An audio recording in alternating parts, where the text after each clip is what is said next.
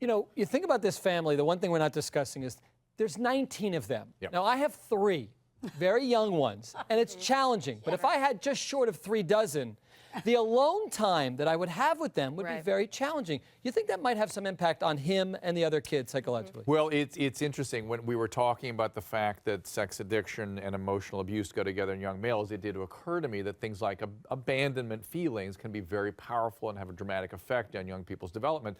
And, you know, the people that theorize about these things say, I hope I don't want to bore you with all this, but that time with the primary caretaker, I mean the parent, is a critical ingredient to developing an emotional landscape. And with that, without adequate amounts of that presence, now they can fill in with other family members and things. There can be surrogates, but man, you got to pay attention to that. And Drew, you know, this was relevant when the molestation thing came to light because the parents said essentially, well, we can't watch all of these kids all the time. Watching is one piece. Why did you have so many kids that you can't keep an eye on them? And that's what people are looking at. And then you're putting them on TV, and maybe that's exploitative.